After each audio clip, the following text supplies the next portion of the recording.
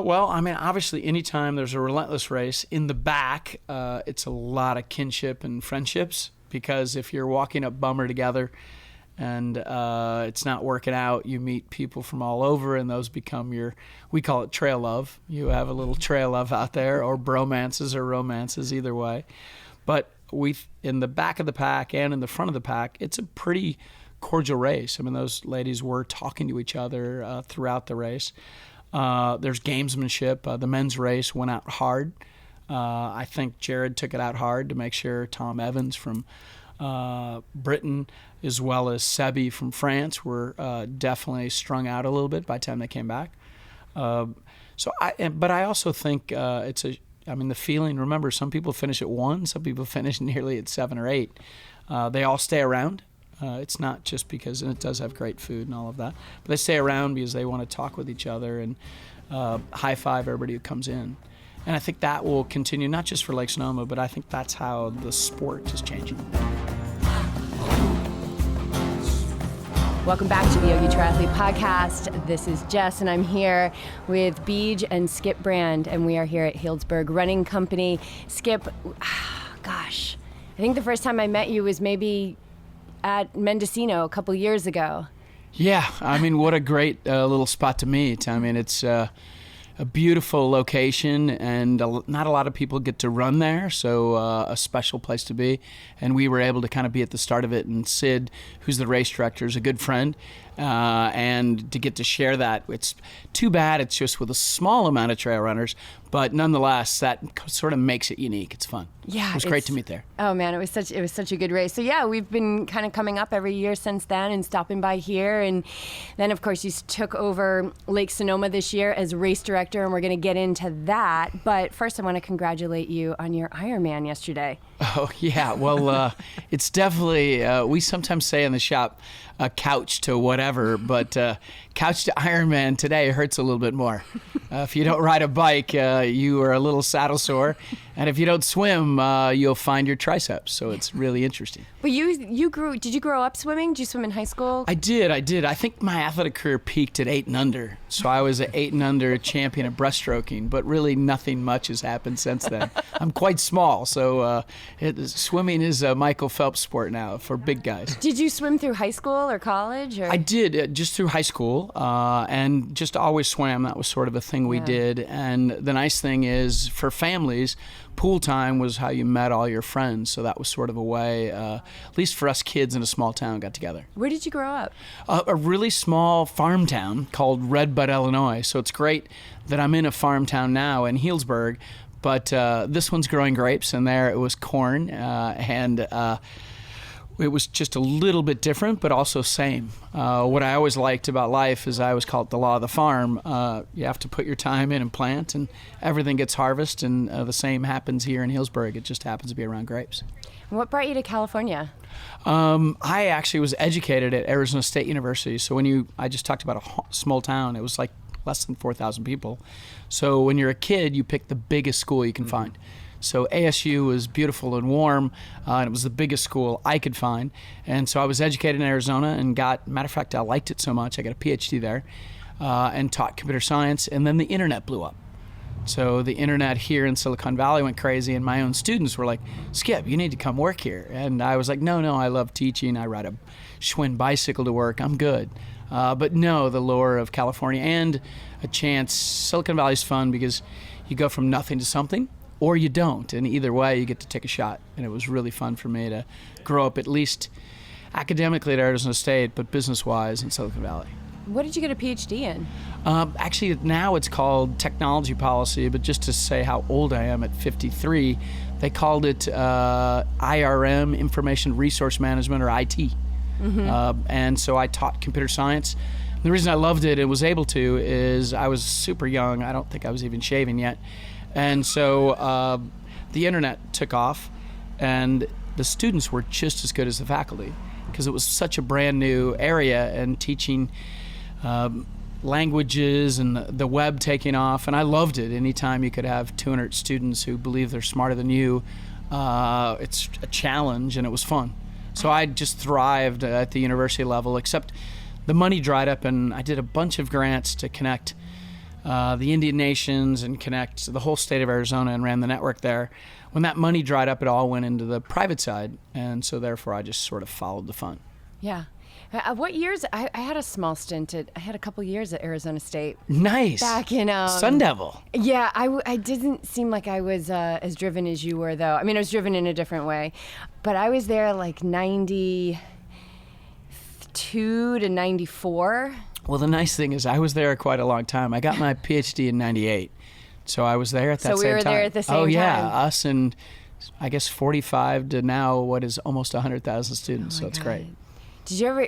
There was a bar there that everyone used to go. Maloney's? Was it Maloney's? Maloney's was kind of that's the hip newer version. Yeah. I was a place called Cannery Row, and I was that so sounds accomplished familiar, too. that I got my name on the wall. That means a lot of $2 pitchers and $1.75 hot dogs. Oh my God. Yeah, I got taken home in a shopping cart from Maloney's once.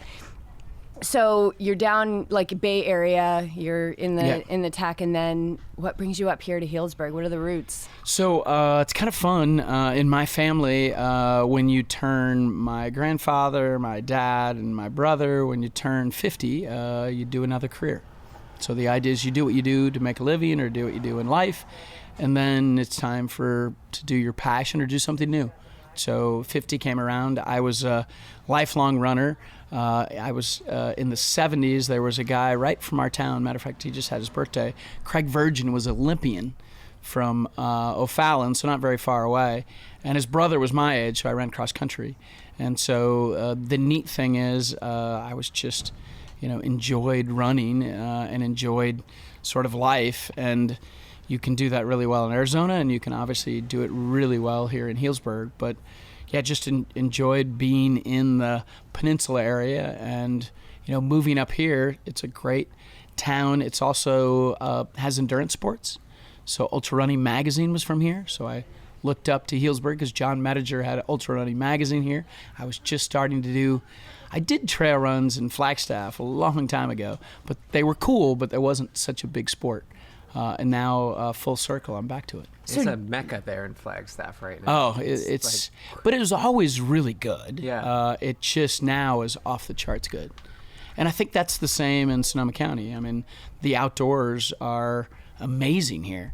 And anytime you have amazing outdoors, you have to go play in them, whether you swim at Lake Sonoma and ride a bike around wine country and run a little bit in Santa Rosa, just like you did as well in the Ironman. It's fun. So you just got into ultra running just a couple years ago then? I would say, like you did some up in Flagstaff, but as far as really diving into the community. Oh, 100%. I was a marathoner, so my internet days were running startups, so you travel 100%. The nice thing about the internet, there's not much there, so your business is done through trust and respect and then earning business. And I did a lot of that traveling 100%. So marathon was the only thing you could do because you could grab your shoes and you could run in London, you could run in India, you could run everywhere. And then I got injured, and that's when I did a lot of Ironman. I also liked the culture then was I did the first 2 I did in Australia. And it just seemed like the thing to do if you're going to travel to Australia. And I was at Yahoo at the time, so I had enough points to actually fly to Australia. And it was just a blast. So what year is that when you start getting into Ironman? I would say that would have been in the 2000s. Okay. So I probably started in 2003 through like 7 or 8 and did 2 per year. And that forced you, if you did 2 Ironman, then it forced you to do a couple halves. So you obviously went to Wildflower, and you obviously did California Man or other things that were in the area. And I think it was Wildflower that made it really fun because you camped out. I had an old Rover at the time, and you just camped out sitting beside the Rover, put your bike and got ready to go.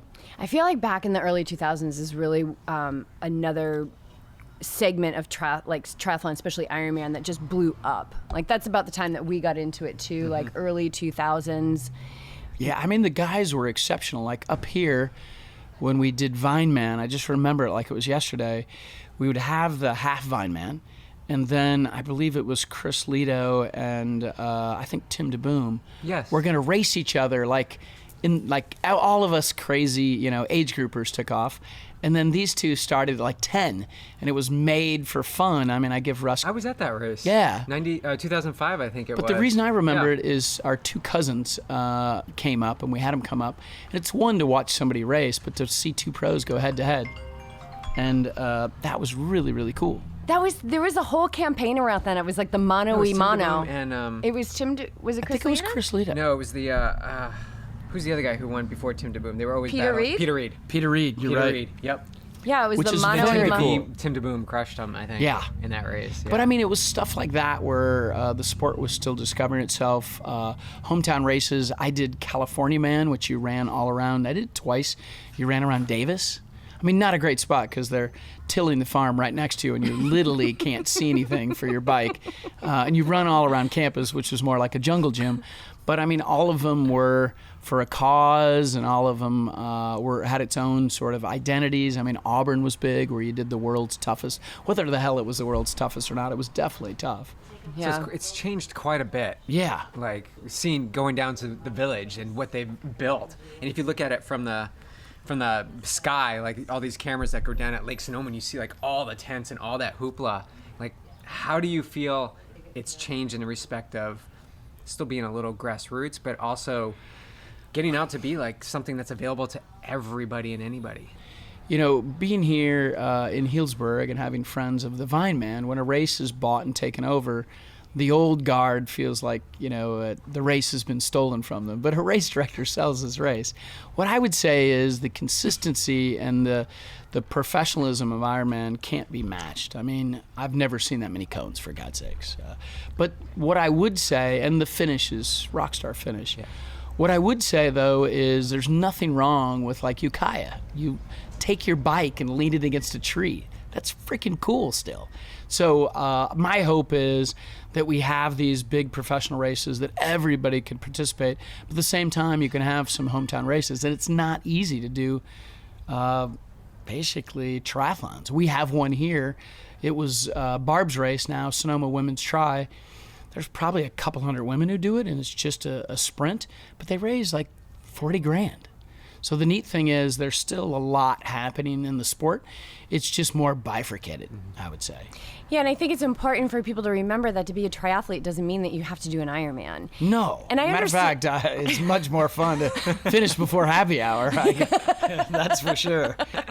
When it's daylight. I recommend that. We've all been drawn in by the lure of Ironman. We've all done it. And you can't take away not that any of us are trying to do that, but you can't take away the fact that how Ironman has built itself, that it has made itself more accessible for people to change their life. Oh, 100%. And for me, that outweighs everything. Well, and also the foundation. I mean, Sarah and the gang here in this community, in 3 years, I think it's 3 years it's been, $300,000 for wildfire relief and other efforts. That's incredible.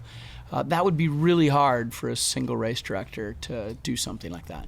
Yeah. So it takes a large organization, and as sport and communities increase, that inclusion is good, right? And I also think the coaching and programs and everything, obviously I don't recommend couch to whatever, but you also can make fun of it, right? You can do couch to whatever. So I think it's neat. It's just as fun to see Back of the Packers and Ironman. Matter of fact, it's a long day to be out there, just like it is in trail runs. Yeah, absolutely. So you being race director of Lake Sonoma, very familiar with that course, have some ultras under your belt, and then you go to Ironman, this yearly bike ride that you do that happens to have a swim before it and a run after, and you've got aid stations every mile. You've got mile markers. You've got so many cones, right? Like, are there niceties about Ironman that... I don't know. I would say, I saw you in the race, and this was so great to see you in the race. As we were doing it was obviously, I don't prefer 3 loops of 8+ miles. You would love to run out somewhere and come back, for God's sakes. But what was interesting was, I think I was susceptible to too many damn aid stations. My hand was swollen from literally having too much sodium. Apparently, I'm not a small man, so apparently I really enjoyed every aid station because I was running between them and walking in the aid stations, which is I shouldn't have been doing, but it felt good actually, and therefore I partaked in more Red Bull than I would ever have, and definitely more of everything. So, yeah, it's my cup runneth over in that race. That's for sure. You're like the only athlete out there that thinks they indulged. I indulged too much yesterday It's at like a Ironman. buffet though on that table. It It's was. Like, what do I want to choose? And remember, it's also fun. I mean, when else do you? And always the towns and races reflect the people. I mean, I had the most fun, and I don't know if you remember this, but the roller derby girls. There's a roller derby team in Santa Rosa, and the girls are one of the aid stations. And I just had so much fun high-fiving and seeing them cowbell and cheer on. So, even when you have a professional level organization like Ironman, the characteristics of the community are there. Yeah, the volunteers, it's all just magic, And BJ, you experienced it like with this, and actually with your wife Holly, like when you got your flat tire, and she was right there, and then the mechanic guy came up, and It all it's flowed just, together. Yeah, but everybody everybody's- wants your success. Right. But I didn't know that you could raise your hand if you're BJ, and they just come and fix Yeah, your they bike. do. He has a personalized Or scooter. if you do get a flat, He was within actually tailing within me two the whole minutes. day. He was your first. I mean, he didn't even get the bike started, and he was there. Probably. Right. Well, he had a problem with his scooter, or else he wouldn't have even been that Yeah, because late. He would nobody already been gets out. roadside tech that close to transition. No, matter of fact, it was probably a good thing. He Yeah. was changing his scooter oil, and he could Yeah, fix, it was fix your the bike. universe conspiring to support That's you. good, yeah. I honestly believe that. Yeah, so let's move on to when did you get into like trail running and ultra running? So I mentioned early in college I'd at least done a few runs, and just to tell you that, I mean, you got your blue ribbon. There weren't awards or jackets or shirts and stuff, but I would say when I came up here, I did a few before I came up to Healdsburg. We'd been here now for 13 years, and so I'd done a few of the runs, but as I opened the store, a really nice gentleman named Hal Kerner, who built an amazing community in Ashland, Oregon, was one of my early mentors as I was opening up Healdsburg Running Company. And he, like others, said, hey, start a community first. But he also challenged me. He put a hat on my shoe wall, and it said Pine to Palm. And he said, hey, here's the problem about these passion-based businesses is you sometimes forget to run. And therefore, come out and run my race. Now, he was shamelessly promoting his race and to make sure all of us came out, and I ran it. But yeah, that really got me after I did my first 100. I'd done trail runs and maybe a North Face or two, but that was the first time that I felt really part of the community, because it's, I mean, for me, it can either be a day or 2 days, and that's a long time to be running, which means I can go past 24 hours. I'm not proud of that, but it's possible. You're gonna skip your happy hour Yeah, the next day. well, definitely. It's breakfast. That's what's terrible. You don't really want to have breakfast at the race. Was your first ultra? I mean, well, you said you had done some North Faces and things like that, but what did you walk away with after that first 100? Well, I would say one, just like we were talking about triathlons, it takes a big community to pull something off like that. What I came away, as a matter of fact, I saw her, a lady who helped me at my first 100 came into the shop, and I saw her. Well, I first saw her at the hookah booth, and she had helped me when I was delirious after this 100 go back and get my car. And she told me about all these things that I don't even remember. So the care and feeding of you when you're an athlete in those long races, it takes everybody. And that community is there, not only that runs, but those that volunteer, those that put on the race, the charity that it benefits. I mean, that's what really makes the event so fun. Mm-hmm.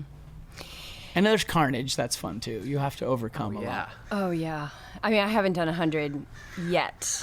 You'll end up doing it. It's just I mean, just take the Lake Sonoma 50 and extend it a little bit. It's Just fun. a little bit. Just a little bit. Just a little bit. That was probably a good baptism getting into the longer distances. Yeah, and I mean, even Lake Sonoma, it's a tough little course. If you can run out there daily, and we get to, you can basically run anywhere.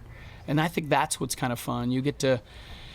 The difference, I'd say, every Ironman course is different, but everybody asks you your time.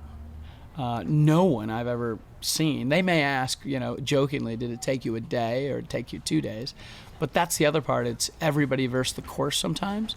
In the trail running, And it felt a little bit like that in triathlon, but I mean, I think that's what's really fun. And I think that's why you're seeing Barclays and all this amazing.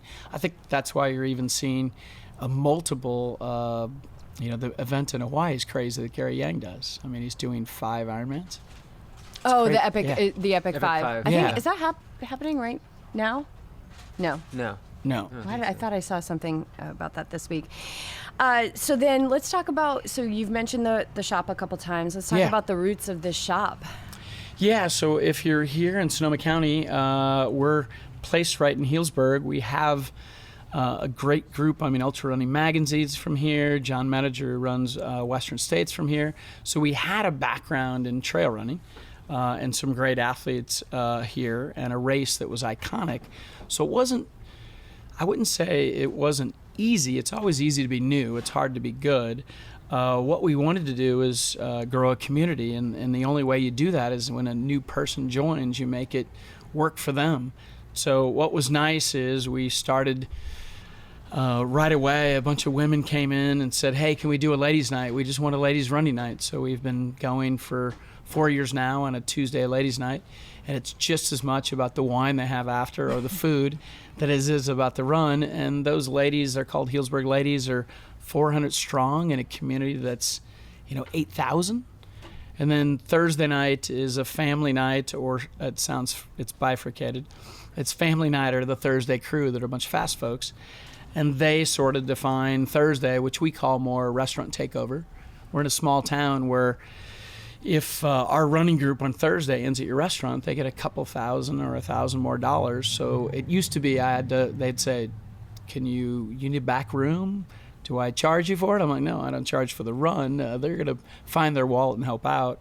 And then it was very grassroots on a Saturday for our Saturday trail runs, because it's all about road tripping all around to just visit these epic trail runs. And because these places are so nice and people want to dial them in, we're able to get 40, 60 or more people in a small town, and you get to watch them progress from Fat Kevin to Skinny Kevin, Fast Kevin. So it's really, really cool. So there wasn't a running store here prior to that? No, I believe Healdsburg itself had racket and running, and that was in the 70s. And it was Brooks shoes and tennis. That was a big deal back then. But so no. it's just this town was waiting for this store to come. Yeah, also it was hard to open a little bit with the brands because remember 8,000 person towns, Patagonia and others didn't know why would we want to be here. Is it going to succeed with this small amount of people? And it's the magic of those who come spend their weekends with us as well as those that live here. So we cater to the locals, but everybody who comes from somewhere else feels at home, and we call it live like a local. So if any tourist or any friend comes, they feel just as good on a Saturday as everybody else, and they're intrigued to eat and have breakfast at Trail House after. Yeah, the group, Ralph took the group because I was doing Ironman. He thought it would be funny to run Annandale, and then they swam a half mile out and a half mile back. So it was their duathlon. Oh, that's so cool. And it made it funny because Ralph's from an island and he doesn't swim very well. But I would say the store is just built on community first. Then in small towns or others, it's all charity. We started for Live Like Drew, and the idea is you give back. It's natural, though. When the fires happen, you, of course, give shoes out. So nothing is... You don't plan a lot of this. You just react to what's happening with you and around you. And then we did camps and tours. So we were so proud of our area that we decided we would bring people in to go up to Lake Sonoma you were at and run a camp or a tour. And now we're excited to take people to other trail runs. The community is big enough that we can put a group together to go to UTMB, or we put a big group together to go to Western States. So it's just fun. That's so cool. And then Yeah. do you coordinate like training weekends for like Western States? And We do. But the nice thing is everything we try to do, all of our runs and everything are free. So the idea is, and even the camps that we did for kids, some that can pay, paid, and the others that couldn't, don't. So the idea is you make the bar really, really low, and that's just means everybody's included. So it's good. Have you done Western States? No, I haven't. Is it something you want to do? I don't know if I do. I imagine at some point, yeah. I still have a lot of races that I want to do, and I'm now 7, maybe 8 hundreds. Okay. So I'm just sort of figuring out what works and what doesn't work. And I've been spoiled. We didn't talk about it, but John Medinger, who's like 37-year race director and Ultra Runner magazine, is a legend in the sport and the president of Western States. So it'd be an honor to run his race, of course. But also because I now run his Lake Sonoma 50, he's not only a size 14 shoe, he's a huge legend, and you don't ever replace legends. You just pay homage to them, like we called it tropical year. And next year we'll do Woodstock because he was a Woodstock guy. But yeah, I would say I'd love to run his race for sure. Was there ever a time in opening this shop where you questioned it or it got tough? Well, I mean, remember, we are in a retail store, right? And anyone who comes out of internet startups and online and e-commerce would never do a retail store. My family in 39 always had retail in our town. And when I'm saying retail, they did the laundromat, the tire store, the gas station. In a little town that small, you do everything. So yeah, to do retail, when retail's dying, you have to, 1, be confident you can do it different. 2, you have to be confident in the local community wants to support you. Because an 8,000 person town, everybody who runs or thinks about runs needs shoes. Or I tell them they need shoes to keep me open. So I don't know if I've doubted it. I would just say, I'd make a little bit of fun of I only have one competitor. The nice thing about running is if you're a running geek or running nerd, you go to all running stores. And so other running stores that do well help you. And I had a model in San Francisco Running Company. I talked about Rogue earlier. And they're just doing retail different. And I call it ABFA. So my only thing and I'm not a negative person, I just like making fun of Jeff Bezos, who is smaller than me. And I just call it anything but effing Amazon. So the idea is as long as you're doing anything but Amazon, then I'm quite happy. And shoes and compression socks, everything in the store, we use it all. And if you can really provide a nice trail for someone to run and something else, that's a lot more than retail. And this must be a good stop for runners. It's 8,000 here in town that live here, but I mean, you must have the travel through traffic that goes up. Yeah, it's 4 million visitors. So the most busiest area in Sonoma County is Healdsburg. So it's a quaint little town, a small downtown, but I mean, I have a lot of pressure. I mean, it's the best of the best. I'm looking as we're podcasting at Single Thread, which is the fastest restaurant to win 3 Michelin stars. It's 11-course tasting. It's all great local employees there and some restaurateurs, but that's the top location. Dustin has been from Dry Creek Kitchen forever, and then, my God, I have a 20-year-old toy store. So everybody's as good as it gets around me. So we all raise our game, not only for our locals, but also for people to come visit.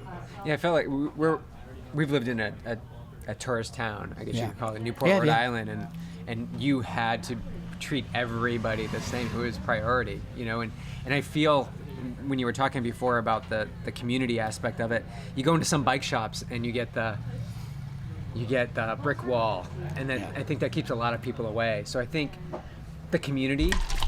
Nice. I was waiting for that. I was so glad that my water's almost gone because I've almost spilled it twice. It was like on purpose. Like I went in with these crazy hands. Yeah, what was that? Yeah. I don't know. I went in with crazy hands and knocked over the coffee. So the community comes first, basically. And I think that's where a lot of, when you're saying retail dies, I think a lot of physical shops find it struggle because they're not building something besides what they are. Well, you just have to you have to love what you do. So passion-based business, if you love it and you're doing it, it translates to everybody else. And then our staff is, I mean, it sounds crazy, but it's a 20-person staff. You have 20 most people? of them part-time. Yeah. They reflect the community. It's moms, it's teachers, it's kids from the community, and it's great. And, that's why you do it, watching Jackson here that is now going to TCU, Anna's now at UCLA. You get a chance to take a small part of their life. They're runners and working in the store. It's just a blast. That's why you do it. It feels you're leaving a legacy or helping someone, and if you love it and you're constantly learning, that's a great thing about retail. You're just always learning. And the same passion that I have for the store is the same for, Hoka's passion about their shoes. They're Swiss, they're just as passionate, or Rabbit with their new gear. So, that's all you're doing is translating passion into something that somebody can use. When you were dialing it back to when you were in the tech industry and growing up, did you have passion? I did, but mostly it was a little bit. bit different. I would say there was a belief that you could change the world. So, every startup I was in, I believe we were changing the world. That was the one. I just believed when Wi-Fi was going from fee-based to free, the whole world would be changed because we'd have free Wi-Fi. Or when I believe music would go from your stereo into your car hard drive, and that company sold to Apple, I believe that would change everything. Matter of fact, they're now using it in driverless cars rather than that technology. So what's fun is, I always call it the abundance principle in sport or passion is the same as in startups, is you have these people that believe if I'm going to make it, then everybody makes it. So it's abundantly clear that everybody, whether it's a monetary goal or changing the world, in many places you have a scarcity principle. Hey, I have my gas station in the corner. If he moves next to me, I lose my money. That scarcity principle, or the pie that you have to share with anybody, doesn't work. And if you have that mentality, it makes it really fun. And you deep down believe you can, if you don't beat Jeff Bezos, I at least beat him in Healdsburg, then I beat him in Sonoma County, and then I beat him in Northern California. He has a divorce going on. I'll be fine. But the idea is you have to feel that way. Yeah, go ahead. Well, yeah, the scarcity mindset is it's everywhere. Turn the news on. It's like we don't have enough safety. We don't have enough money. We're not good enough. We're not fast enough. We're not fast enough. I could never do Lake Sonoma. I'm not fast enough. I'm not strong enough. And so that scarcity mindset is just epidemic. And of course it's the biggest with business and competitiveness because it's fear. It's fear-based. But if you don't believe, like for me, it's a very, if you don't believe running changes lives, then it doesn't work. You can watch people who just start out, and not just the running and the physical aspect of it, but just time management, enjoyment after the endorphin rushes after a half an hour run or an achievement of a race. All of that has a really big positive effect. That means it's abundantly clear that everybody should do it, or in your mind, they should. So everybody you see is a runner. Now, they're not, but as long as I have that rose-colored lens, then I don't give up. And whether it's, taking over an iconic race to Lake Sonoma, you also have to make everything your own. That was a big... I didn't want to do it. How could you do anything as good as John has ever done it? But you can do it, try to do it as well as he's done it, and then add your own. And I think that's what's kind of unique in triathlons and running. We even talked a little bit about swimming. I think that's where you're going to see in the retail, it's those specialty stores that are boutique-y and fun that you may still go to. And in a tourist town for sure. Yeah. So I saw on the website that you guys have a mission to create Healdsburg to be the healthiest city in the world. Well, you definitely, I don't want to sound too non-competitive. So I'd like to poke fun at Bezos, but I also think you want to be proud of where you live, or you want to be proud of where you work. And one way to do that is see the area get healthier. So I've always said Healdsburg's a hard town to pronounce. Some people pronounce it kind of crazy. So I thought the idea is Healthsburg would be great. And we just wanted everybody to feel super comfortable that, if we have more people doing our Fitch Mountain Foot Race, then we're healthier than Boulder per capita. So, obviously my ability to take on Boulder's mare and the Boulder, which is the biggest 10K, I can do it per capita. And that allows the town and the community to be proud. And the same we're trying to do for Sonoma County. We want Sonoma County to be the endurance capital. Have you seen any transformational stories, like people coming to the run group, maybe at first kind of looking down at the ground, like, should I even be here? And then... Running their first trail race? Yeah, most definitely. One thing I didn't believe, I was just so excited knowing Brett Rivers and the San Francisco Running Company, and they were just good. They were winning everything, and it was amazing. And I thought, my gosh, we're always going to be the fun guys. We'll have Pabst Blue Ribbon after everything. We'll bring pancakes and make them at the end of the run. We can do that. We can definitely. We'll get a bunch of people out. But I didn't know that we would take people who, you'd look at them and go, oh my gosh, he just lost 100 pounds. And he's not only lost 100 pounds, he's podium races. I mean, that's a drastic change. And I didn't see it happening so fast and so early. And some of that was we have our first pro, Bob Shebus, is incredible. He's now a master's, but he not only has won Vineman a couple times, but has won lots of hundreds and lots of races and was our pro in the shop. And he's so approachable as a sixth grade teacher that everybody believed, hey, I can do what Bob's doing, which is very hard. Most time you meet a pro, I could never do that. But he was the guy that was a coach and tried to teach everybody. And sure enough, he'll have a race coming up, and one of his sort of biggest fans will race him, and it will be student versus teacher, and we don't know how it'll go. It's great. Well, and I think that, you're saying, I didn't know it was going to happen so fast. And I think that that's such a byproduct of that abundance mindset that you came into here and you were like community first. Like, it's got to be about the community. And you got to do what they want to do, right? If they didn't want to do hundreds or the Lake Sonoma 50, I mean, we call ourselves the Pond Pirates because we wanted to pirate the race if John didn't let us in. That was the joke. Because they were just having a burgeoning desire to begin racing. Because you don't have to race. Well, and somebody who's not a local, like I saw all that hype about the Pond Pirates. I'm like, I want to be a like literally. I'm like, we should just move to Healdsburg so I can be a Pond Pirate. I mean, it's like you want to be a part of it. That's what you've created. You've created this, and when you go in with an agenda like, okay, it's 6 months, we're going to get somebody into the group, and then we're going to change their life. Like, you can't go in with these hard agendas. No, but also it's a modern world, right? So we have podcasts, we have 7,000 people on the email newsletter, we have an Instagram feed that, obviously we love blowing up over silly stuff, let alone running.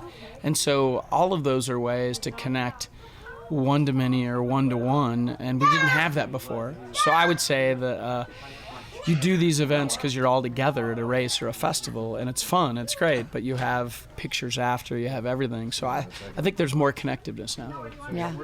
All right, so let's talk. I think you got it right from behind. It looks good. You're good. You have your Hokas on. Yes. We're in the store I love those. right now. I saw you at the Hoka booth.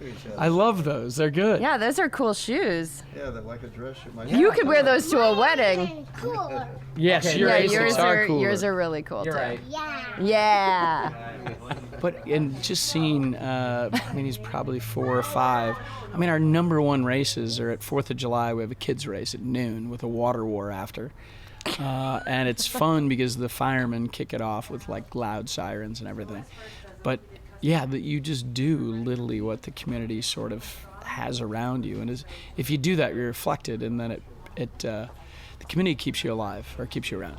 Without expectation. No. Just doing it because It's fun. it's there. Yeah. Yeah. I mean, it's, first of all, the joy you have watching kids run. I mean, it's around our plaza, for God's sakes. It's a blast. It's fun, but it's also a little scary sometimes when you see like the kids races at the Ironman. You're I'm like, this that is kid's this. going down. Yeah, That like, kid's oh. Yeah, the Sunday kids race is a blast. I mean, some of it, even though it's quite short, they're definitely stumbler rumblers. That's Yeah, I love But it. I mean, I think that's the parts. Remember, for somebody to like something, right?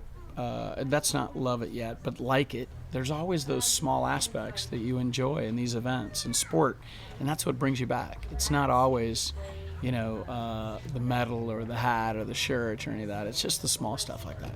No, Experience. it's Yeah. for us. It's definitely the experience.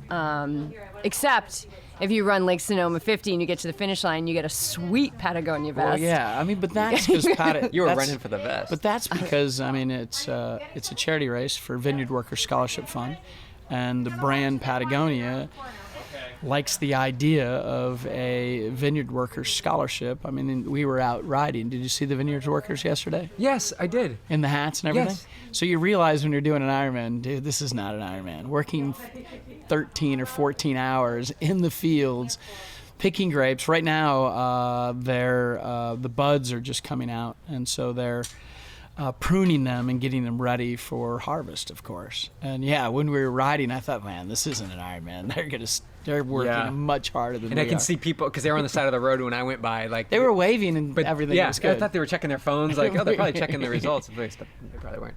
But yeah, there were quite a lot in the vineyards. So you got your puffy vest because George and the team at Patagonia just love the cause. That's so cool. To many of the brands, we love it because they're great brands representing the race, and we got more brands on, but they like the cause. There's not nearly as many charity races. I think they'll end up being more as things get bifurcated, but yeah, you get good swag because brands want to jump on. Yeah, you get good swag. And your money just for the goes record. to the vineyard workers, so it's good. That's amazing. Yeah. That's so let's Their talk donation about, makes you allowed to raise money. So it's let's good. talk about how you ended up sliding into the captain's chair of Lake Sonoma 50. Well, I think I was the only one that probably didn't want it. I think as John was possibly looking to retire. Plus, I never thought he would. I would always he's so good that you want every race to be run by John Medinger. But as we talked, because it's so local, because it's for a charity, and because it's, in our backyard, it just made sense for a community organization to run it. He's crazy to let a fun runner guy run it, because I'm not, it's my first race directing debut, so think about it. If you haven't ran a race and you get the most competitive field in ultra running and house pros and the stress of 3 women in the 50-mile race racing, I mean literally within a minute of each other in the finish. It's a with great challenge is great opportunity, and if you don't mind being challenged, and obviously for me, I didn't want to screw it up, but I also, you want to make it fun. I mean, I love the tropical year. I was doing it in all seriousness. You have to pay those who came before you, have to acknowledge their work. And for me, it was fun to call it tropical, but in the end, I mean, he's a god in our sport. We just happen to be so fortunate. It's like if I had a computer shop and Steve Jobs is my neighbor, it would suck to have a computer shop and Steve Jobs is your neighbor. But in the end, it would be a great challenge. And if Steve says it's good, then you're good. I mean, so yeah, he's like... and John's known as Tropical John, right? Yeah, so Tropical John Medinger obviously loves the tropics. He's always been wearing a Hawaiian shirt. We believe he'll probably move at some point to the tropics. So the idea, that's been his nickname and moniker, and that's why we had a tropical theme. It's just paying homage to all of his hard work and his wife, Lisa. It's great. Yeah, and they were there doing packet pickup and checking in. And... I mean, I always want them to always be there, but I don't think you could keep them away. It's their race. I mean, and John, remember, created Me Walk and the Quad and all of these, iconic races, so there are many of them. But this one, we run the same course for the last now 11 years. And it's fun because course records are exactly the same course. Yeah. That isn't the case at Western. It has to change because of the snow year and everything else. It's pretty fun. And we call the race relentless. It's definitely tough. Yeah, it's I can attest that it's an appropriate word to use because it is relentless. It reminded me when I actually went out there the other day and was running on it because it called me back. That's good. It's very good. And it made me, I had this moment where I realized like, oh my gosh, this reminds me of the Kalalau Trail on the island of Kauai where you just go up, you take a corner, you go down, you take a corner, you go up, you down, and it's relentless. Well, yeah, and it depends on the day, right? Some days you feel like momentum and the down brings you to the up, and some days you feel like it's all up. Well, and it's a very runnable course at the same time. Well, that's the problem at times. That's because, the problem. Those who try to negative split the course, it's pretty hard to negative split it. Matter of fact, it hasn't been done, at least from the elite level. And but I mean, the carnage is real. I mean, we get to see pros. I think Max King was the second. As he bowed out at 25 because of an injury. He was in a unicorn contest. I guess he was in his unicorn outfit, and he was cheering everyone on. And Sensman did his 25, so we were able to see some of the pros that just did what we call half a race. It's tough. Yeah. And they take it out pretty quick. Yeah, and coming up from Madrone Point Aid Station, going up that hill there, and seeing Eric at the top, and he's just cheering. You look so strong, and he's cheering everybody on, and just out there and still being a part of it. Oh, I would say, yeah, the ability, at least in trail running, for the athletes to participate. I mean, we couldn't keep Jim Walmsley away. He didn't run. He came out to cheer his buddies on. He's in the shop hanging out. He's running out there. I mean, that's what's so fun, is people want to be around each other and the community and the place we have. And you have to sort of not only cherish that, but nurture it. So you have to have the after party. You have to have the movie night on Thursday. You have to have a yoga shakeout run on Friday. I mean, the nice thing about Lake Sonoma is, because everybody wants to see each other, and it's new and old. It's not just an alumni race, because it's a lottery. It will continue, and my hope is three things. Solomon came on to help us make it more international, and they did. We had 13 countries represented. We'll strive to have well more than 20 to 25 next year, because we think it's something we should share with folks from other places. Also, we were up 10, almost 12% for women. I believe in trail running, it's at least my desire, that races should be 50-50. And I think that's where the growth is women running trails. And we've seen that the women, I mean, the sport's good because Americans love it when Americans are good. And both men and women are amazing right now for trail running and ultra running. So I think the women will grow just as fast or more. And then the last I would say is my locals. I need to get more locals who are, as I mentioned, losing 100 pounds and, now podium. I mean, that's crazy. That's crazy. Yeah, to go from, and we make fun of couch to whatever, but it's definitely real. And that's the idea, is if you set the bar low, which means just come out and run Fitch, it's just a mile and a half, it's straight up. And if you've done that a couple times, then you'll definitely be able to, move from there. So it's great. So let's go back. Did the moment that John asked you to take it over, did he, were you having a conversation? We just went to dinner at Bravos, which is great. Did you know? Were you like? No, I mean, we were, we have a group called The Village, and that's a group of us that John and Lisa are in, and a bunch of us that we call it the Village People because it's crazy. And we do dinner or Sunday parties or whatever.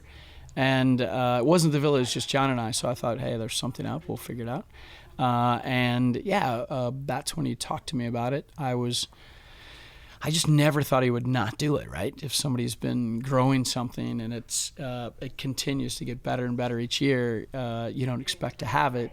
It's also really fun to be the fun shop guy. Like, you don't have to worry about marking, you don't have to worry about recruiting a professional group of athletes to come out and race, and you don't have to worry about the field. And so for me, I loved my role. I mean, matter of fact, if John wanted to run it next year, he's happy to run it. I'll increase my role, bringing out the fun and the after parties and things. But to work with the Wilson family and to work with the scholarships for vineyard workers, I can do that. To get more local companies like Gusteau and State Farm and others become sponsors and donate and come out. I mean, it's neat to have the Interact Club kids park cars and the Cloverdale kids clean up after. I mean, that's cool. And that I can do. I know how to do that really well, and I love that. So, I mean, it's just as fun to see you finish the race and high five and hug everybody, but it's just as fun to get the community involved because the community feels close to the race because they house athletes. I mean, how cool is it to house Jim Walmsley or to house Keely Henninger?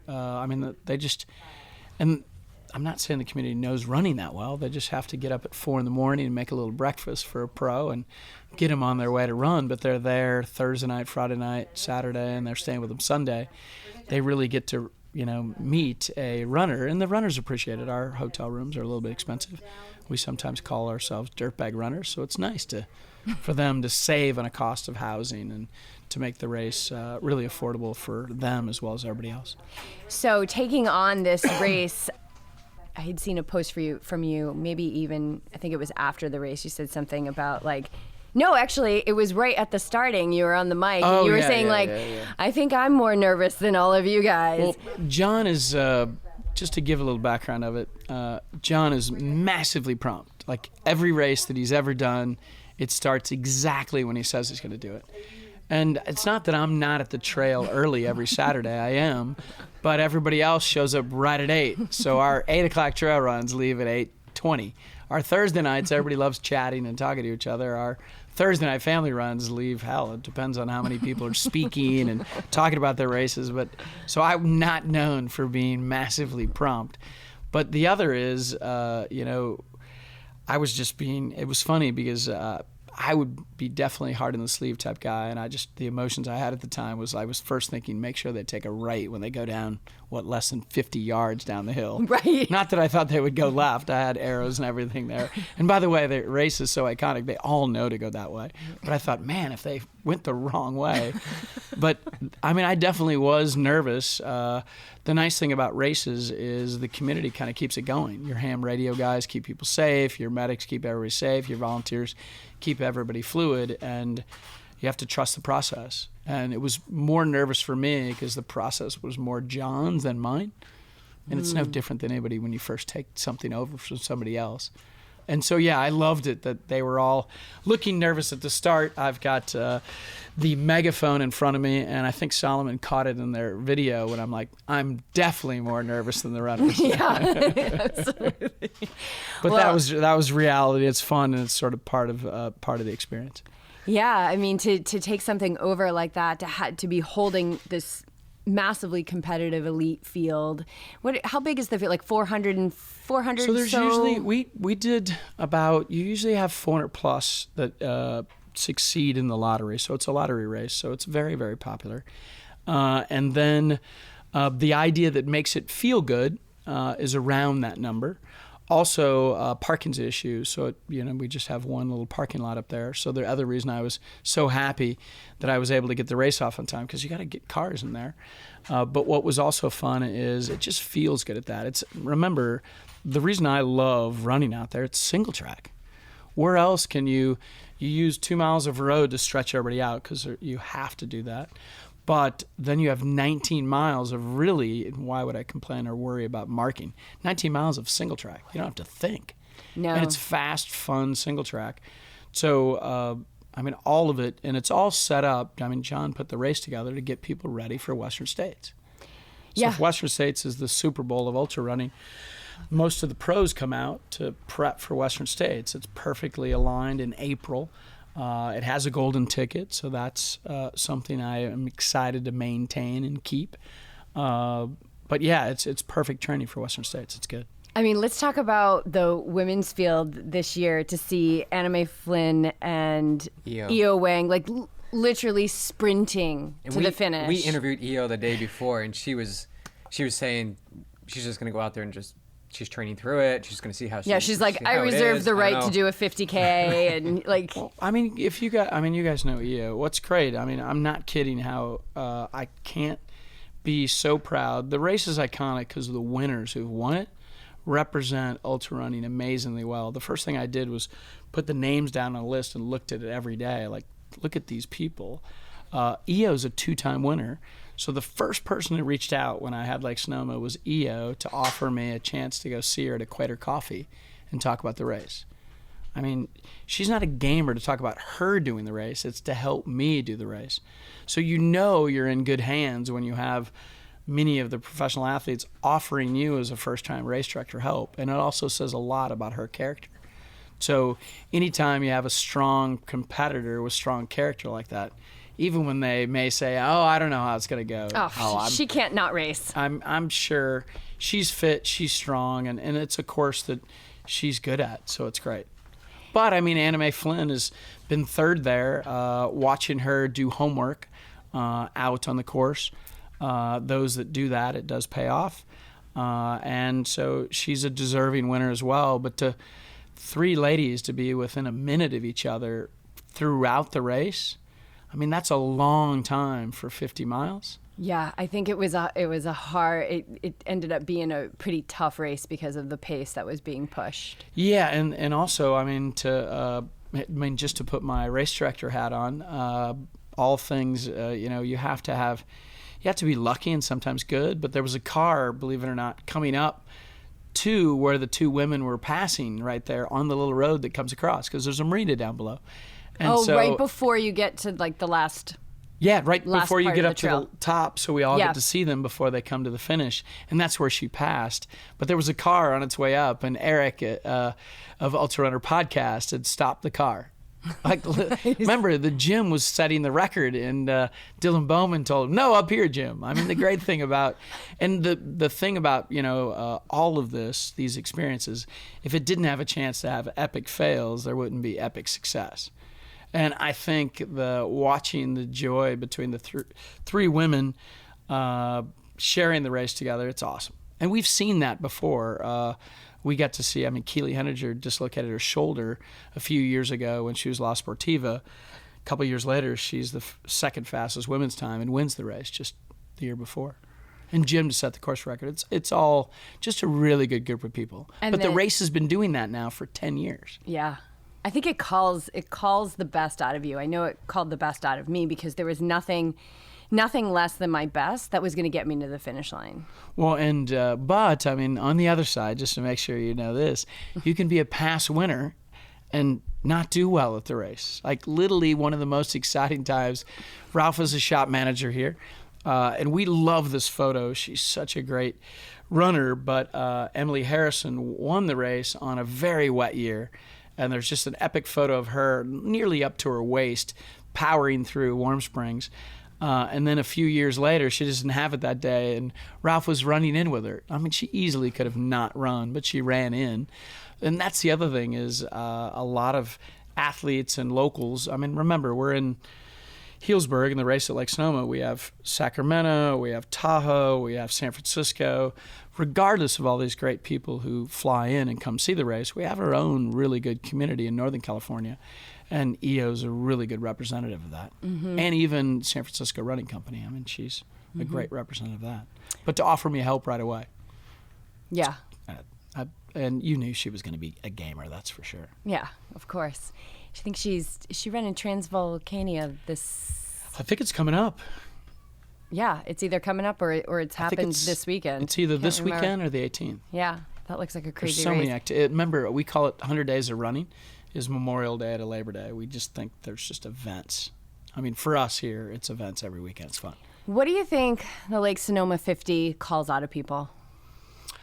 Obviously, anytime there's a relentless race, in the back, it's a lot of kinship and friendships, because if you're walking up Bummer together and it's not working out, you meet people from all over, and those become we call it trail love. You have a little trail love out there, or bromances or romances, either way. But in the back of the pack and in the front of the pack, it's a pretty cordial race. Those ladies were talking to each other throughout the race. There's gamesmanship. The men's race went out hard. I think Jared took it out hard to make sure Tom Evans from Britain, as well as Sebi from France, were definitely strung out a little bit by the time they came back. But I also think it's the feeling. Remember, some people finish at 1, some people finish nearly at 7 or 8. They all stay around. It's not just because, and it does have great food and all of that, but they stay around because they want to talk with each other and high five everybody who comes in. And I think that will continue, not just for Lake Sonoma, but I think that's how the sport is changing. It feels like the finish at Armstrong Woods and other places is more about celebrating. And it reminds me, we just did a try. That's my most fun was not the try, but after, to see 15 or 20 friends. And remember, I'm sort of not doing it the most service by not riding a bike or swimming. So I'm almost not... I do value the sports, and I've done lots of Ironman. But the idea is to see all those folks in the end stop by and say hi and have a couple beers, and then the other athletes you saw there. And I think that's the sport of it, whether you're in front or in the rear. And we were talking about, athletes cheering each other on, like Eric Sunsman. I would say our leaders that are good Americans are good sports. Mm-hmm. And that's what makes it fun. Because you don't have to be a good sport. Remember, it's even professional now. They get paid. They don't have to hang out at Jamil's race at the Javelina 100 to see Skip Brand go by. I mean, they don't have to do that. They want to do it. And I think that's what will allow at least the ultra running world to grow. And I think that's the same in triathlon as well. One of the things I think is so cool coming from the Ironman sport and moving into ultra running is that I cross that finish line and I'm high-fiving the race director. Oh. And I have to tell you, that's who I want to see, because I want to just, and when I saw you at the finish, I just wanted to thank you. Yeah. Thank you so much for carrying that torch and stepping up and being the race director.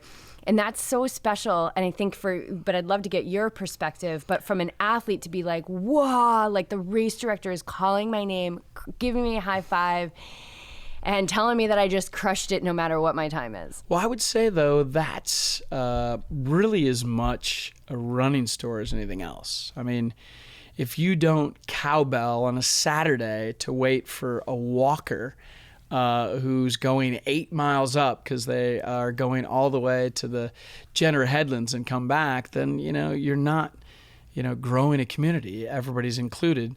John was really good, and he believes this, and I think he's taught every race director he's ever talked to, every single athlete should be looked in the eye. I mean, I don't think he hugs them. He's not. Well, maybe he does. But I'm a hugger, obviously, and a high five guy. But the idea is, you need to see them. I mean, they put their money out. They're helping the cause for the Children of Vineyards, but it's fun. I mean, you get a joy. And if you don't, then it's work. Like the day that you don't want to be waiting for that person in the end of a run, then you should do something else. Yeah. And we catch a break. I mean, obviously, we have food for you. And on most of my trail runs, we cook pancakes, mostly because I have high school kids, and if they're not chefs, they usually run 5 to 6 or 8, but if they're not chefs in the end, they're on their phones. And they're not great chefs, but they can cook pancakes. They can definitely do breakfast tacos and everything. But the idea is, when you say all paces, all distance, no one runs alone, you have to really mean it. Because to a triathlete that's in the back of the pack, when dreaded, you may see the arch come down, right? Mm-hmm. The dreaded running arch goes down before the last person is there. The DFL, some people don't like the idea, the old school guys, of honoring dead fucking last. I love it. I would say the best challenge I had was right up front with Lake Sonoma. I had a athlete who was 76 and wanted to break the golden rule and be able to, he's an amazing athlete and has been an amazing ultra runner, but he wanted to leave early. You just remember, if you're 76 and you see the boys coming down for you at maybe you left an hour early at Buck's pasture, dude, they'll run you over. They're going 5-minute miles. But to be able to see him at DFL, it's just as good as watching the beginning. Exactly. And I think if all races feel that way and race directors, then it's fun. And I think that's one of the reasons why Ironman is so exciting, because that midnight finish, going back, it's so cool. And, last night, going to Whole Foods, getting a salad, and as we're eating this Whole Food salad, I'm like, there's people out there. Oh, yeah. They're out there right now. They're still moving. Or you're finishing the laps, and you're finishing the third lap, and you're like, that person is just going out to start his run or her run. Yeah, and you see them with that Mylar jacket on to finish a lap. I mean, that's awesome. I know. And I'd say what's good for sport today and for triathlons is, it's just as hard for a 16-hour easily than a 9 and 8 hour. Matter of fact, it could be quite harder. And we're seeing inclusiveness of the sport. I think the back of the pack is growing just as fast as the front of the pack. I mean, we're excited for who's winning and what's happening. But I think the idea of people believe they can do it, they can do it. As we all know, a lot of this is mental. I just believe if you don't look super athletic thin or you don't have any sport background, you can run. Yeah. Well, you just proved it. You didn't swim much. You didn't bike at all. And I'm definitely not runner looking. I have a nice little Healdsburg belly that the food here keeps me, and the beer as well. I mean, we have Racer 5 in town. But yeah, I think that makes the sport better. And I think it's even better for pros. Like Rennie's great. I mean, my favorite moment with her last year is we're building houses together. I mean, it's cool. Here is a From the world fires. champion. Yeah. World champion. This year, landscaping with Rennie. I mean, that's what makes her a champion as much as just being fast. There's lots of fast people. Absolutely. Yeah. And just the ranks and the time and all of that, it's just one metric. Yeah. You know, and to be where she is, she's got to have those metrics pretty spot on. But there's so much more than just, strapping on your shoes. And you know this from hundreds, right? Like anything can happen. We know this from Ironman. We know this from 50s and 50Ks, like 5K. Anything can happen out there. But everybody helping each other. I mean, sometimes you try to do the ultra running comparison, I at least do, to triathlons.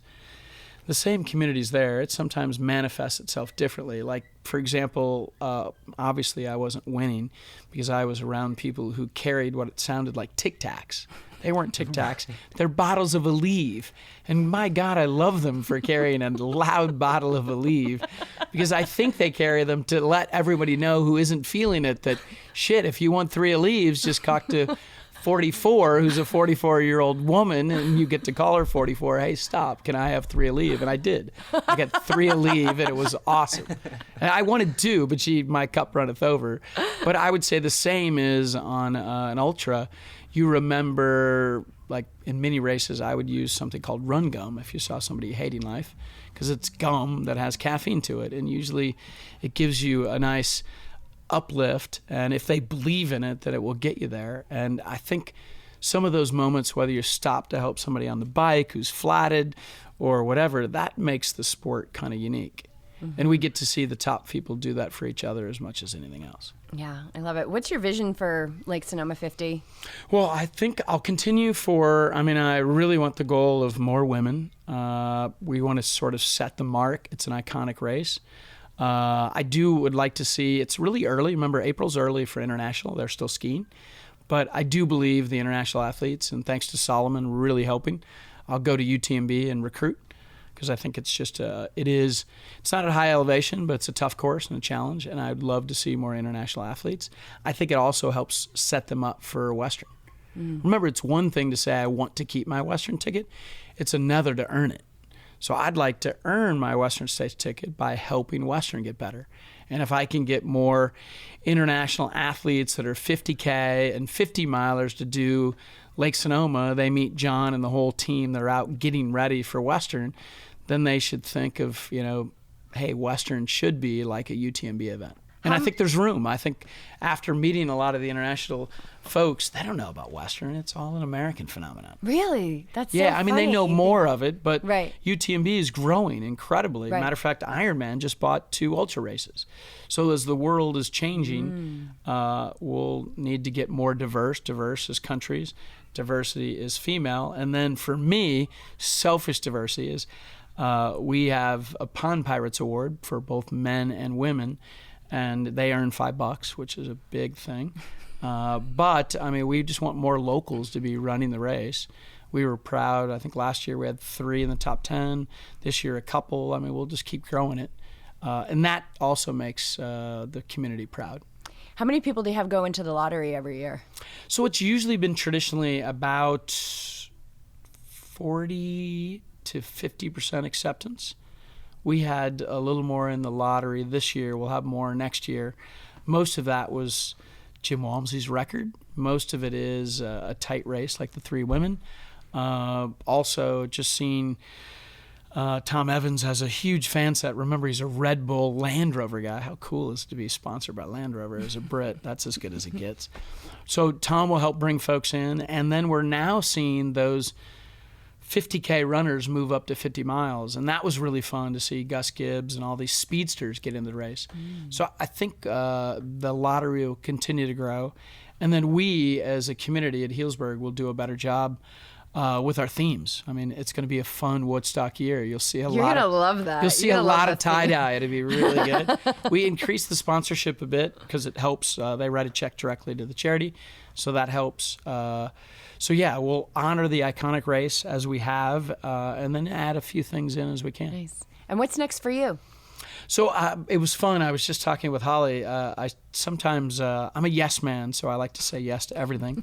Like when they told me, I thought I would get a free pass to do Ironman, but I wasn't sure. But as they said on Wednesday, hey, we've got a pass where you can race. I don't race. I can be in the event. I wish I raced it. But I'll do another triathlon, which is kind of neat. The gentleman who manages all of our hotels is from Morocco. And Ironman just added Ironman Morocco. It's a half. But I'll do that because selfishly I want to go with someone from Morocco and visit Morocco. And it's always fun to have a race or something before the event. I enjoy my beer and food, so if I do something a little fit on the front end, I can enjoy more. And then I'm going to do, the poor kid works in the shop, an amazing runner, Luis, and he's always been my pacer, but we're both going to do Grand to Grand, which is multi-day, unsupported in the Grand Canyon. I went to school at Arizona State. I know the canyon well from hiking it, but I haven't done 5 days in it plus. And so I think that's kind of be neat. And as you can imagine, you felt part of the Lake Sonoma family, just being in a day type race. Could you imagine? I've done a Ricky Gates camp for a week. You'll be not only great friends, but it will change your life as well. So I look forward to that. And then bringing someone who's 19 to it as well. That's so cool. Yeah. Did I hear you mention you're doing 100 too? I am. I'll do Pine to Palm. I've done it once before. I've never done 100 twice. And I'll figure another one out. I usually do 2 per year. Very cool. Yeah, and the nice thing is we have more events. The ultra running growth of like 35% year over year means there's more races. Matter of fact, I think Chaz now has an October race in Tahoe. So instead of just the Tahoe 100, there's now another Tahoe 100. And who doesn't like running in Tahoe? This one would be a North Star. So I've at least emailed him and said I'd love the idea of running that. Very cool. What do you have to say to somebody who's thinking about getting into longer distance stuff, but they don't think they're good enough? So I think the great thing about longer distances is the more challenging the course, the more you walk. It's crazy. Hallelujah. You can bounce up hills, and many people do, but you can also walk.